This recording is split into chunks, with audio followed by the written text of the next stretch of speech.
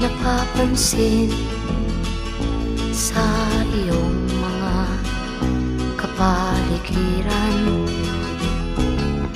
Kay dumi na ng hangin, pati na ang mga ilog natin. Hindi nga masamang pag-unlad at malayo-layo na rin ang ating narating. Ngunit masdan mo ang tubig sa dagat, dati kulay asul, ngayon'y naging itim.